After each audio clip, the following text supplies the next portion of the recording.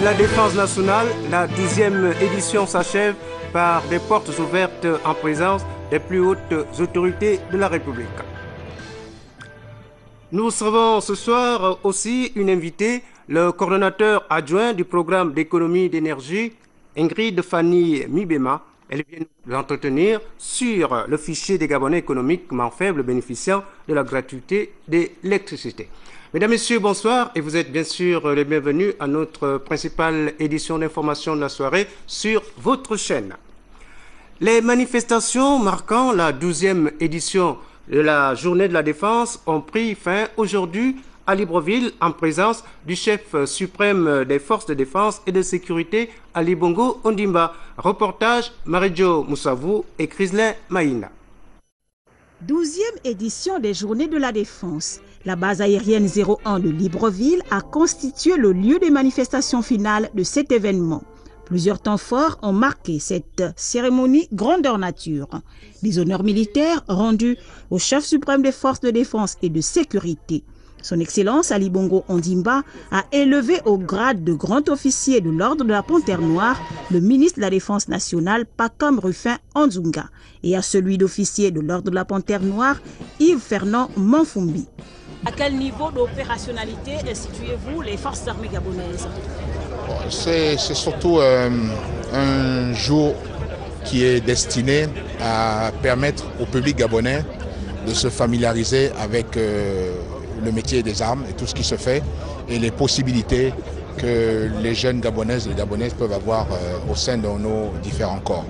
Donc les consignes que nous avons données au corps depuis un certain nombre d'années, c'est de s'ouvrir, de communiquer et de pouvoir montrer que nous, au sein donc, des forces de défense, nous participons aussi au développement de notre pays en offrant des possibilités de carrière, donc différents emplois.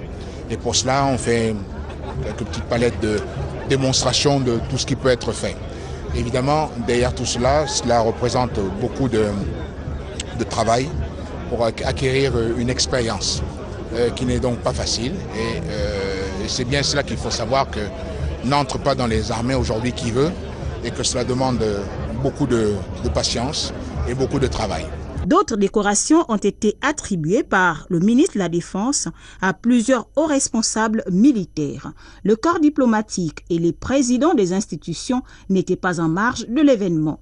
La 12e édition des Journées de la Défense, axée sur les métiers des forces de défense au service de la nation, a vu plusieurs démonstrations dynamiques exécutées par différentes unités des forces de défense. L'exercice de tir à la corde a conduit l'équipe de la Gendarmerie nationale à la victoire face à celle du génie militaire.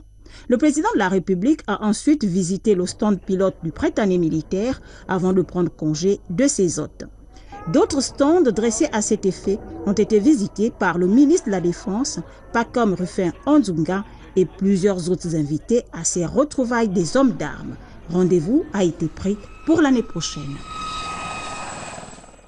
En tout cas, la présence à ces manifestations du président de la République traduit sa volonté de développer le concept armée-nation, l'analyse de Bienvenu Minko et de Bartel Boisse.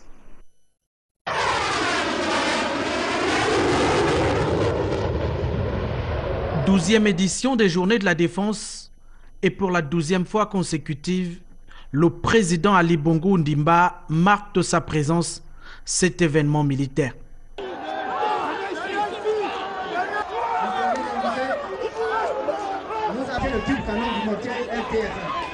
Indéniablement, la dynamique de modernisation impulsée à l'origine par le chef suprême des forces de défense et de sécurité est en marche.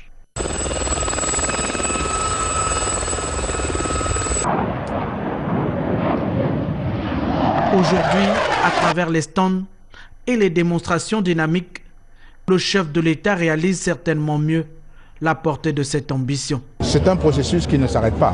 Même dans les armées les plus développées, vous voyez que la question donc, des manœuvres est toujours présente.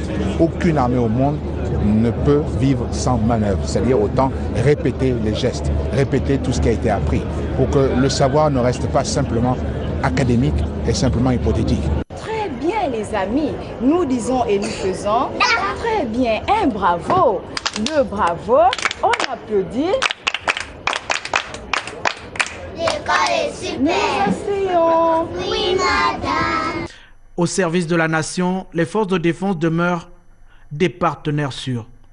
L'armée gabonaise, qui se veut davantage une armée de métier, intègre véritablement la relation armée-nation. Un concept cher au numéro 1 de la République, soucieux de la formation de la future élite militaire. Il faut donc aller sur le terrain, répéter jusqu'à ce que les choses rentrent, que ce soit des réflexes. Bon, donc c'est ce que nous essayons aussi de faire. Maintenant, il est vrai qu'à ce niveau-là, nous allons devoir faire un effort pour intensifier le rythme des manœuvres, pour que toutes nos troupes aient un niveau d'opérationnalité qui soit beaucoup plus satisfaisant. À ce niveau-là, je peux dire que peut mieux faire et devra mieux faire. Pour la défense du territoire national, l'armée gabonaise peut et devra certainement mieux faire. Elle dispose d'atouts et d'outils nécessaires à la concrétisation de ses objectifs.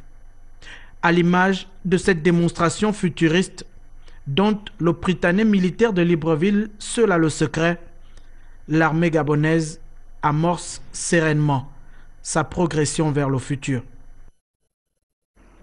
Toujours pour ce journal ce soir, nous recevrons spécialement encore ce soir le conseiller spécial du président de la République, porte-parole de la présidence, M. Alain-Claude Billet-Bizeux.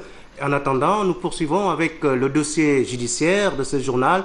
25 affaires ont été reçues par les tribunaux de Tchibanga, Mouila et Port-Gentil à l'ouverture de la session criminelle dans la capitale économique du Gabon.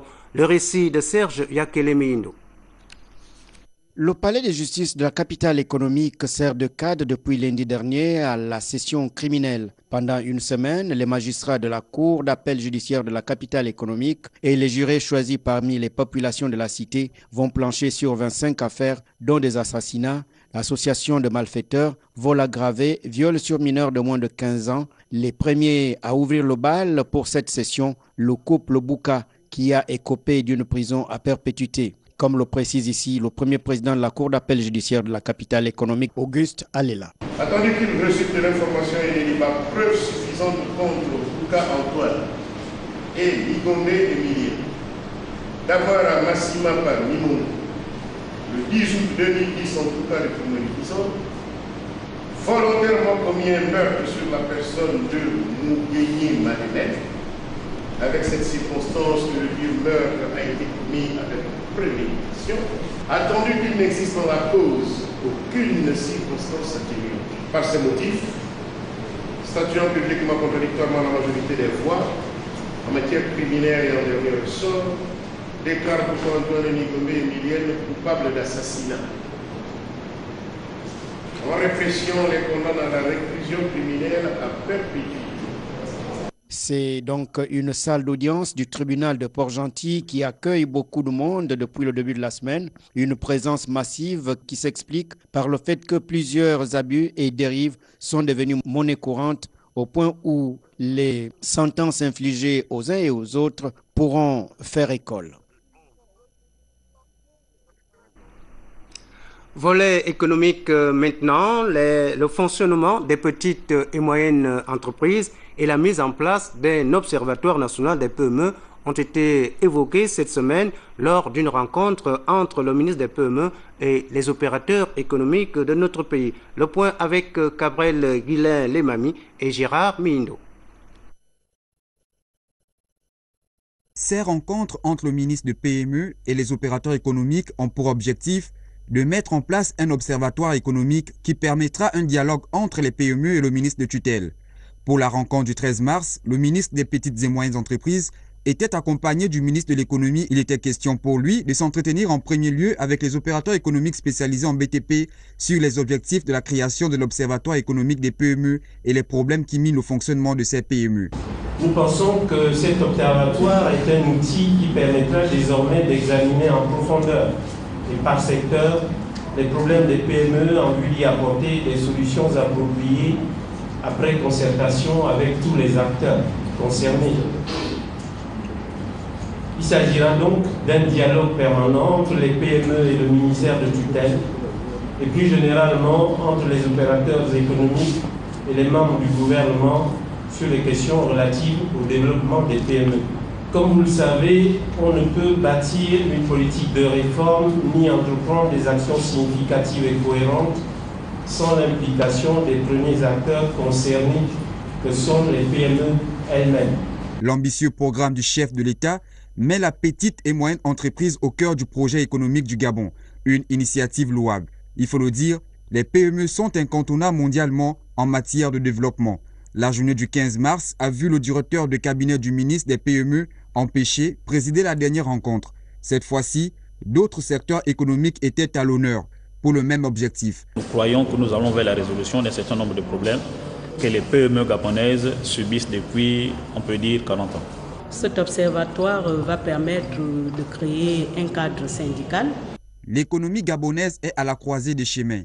Avec la baisse de pétrole, il faudrait encourager les PME qui sont un maillon dans la politique de développement du président de la République. Cet observatoire des PME sera un lieu d'échange pour mener les débats et les actions avec les syndicats sectoriels des PME, en vue de parvenir à la constitution des 3 grandes confédérations des PME sur l'ensemble du territoire national. Nous restons encore dans le domaine des affaires. Inauguration d'un nouvel espace commercial à Nzengayon. Cet aménagement du marché de ce quartier de Libreville est l'œuvre des autorités municipales avec l'appui de quelques partenaires. Biao Mikala et Joseph Biyogo pour le reportage. Depuis un certain temps, les Gabonaises s'intéressent de plus en plus à l'activité commerciale. Malheureusement, les espaces mis à leur disposition s'avèrent insuffisants dans les différents marchés de la capitale. Pour les encourager et les motiver, les autorités municipales, en tête desquelles le maire de la commune de Libreville, procède à la construction de nouveaux marchés et à l'extension d'autres, à l'instar de celui de Nzengayon qui a été inauguré. Monsieur le maire, vous avez toujours eu pour préoccupation l'amélioration des conditions de travail de vos agents, administrés, des auxiliaires de l'État et particulièrement des commerçantes. Plusieurs personnalités ont pris part à cette cérémonie, parmi lesquelles le directeur de cabinet du ministre de l'Intérieur, représentant le ministre Jean-François Ndongo empêché et qui a procédé à la coupure du ruban symbolique. Le maire de Libreville et ses adjoints, sans oublier ceux des arrondissements. Dans son allocution de circonstances, le directeur général des marchés n'a pas manqué de mettre en exergue les principaux acteurs de cette réalisation. À l'écoute des voix de détresse des femmes commerçantes établies dans les environs immédiats de l'agglomération du quartier Nzengayon, feu la première dame Edith Lucie Bongo Ondimba, dota, dans un élan de solidarité et de générosité qui la caractérisait, cet espace d'un hangar de 392 étages jouxté de 30 box. Excellence, monsieur le maire, vous contribuez par votre vision, votre sens élevé de responsabilité, votre engagement constant depuis bientôt 5 années, à conforter l'ordre social dans notre commune.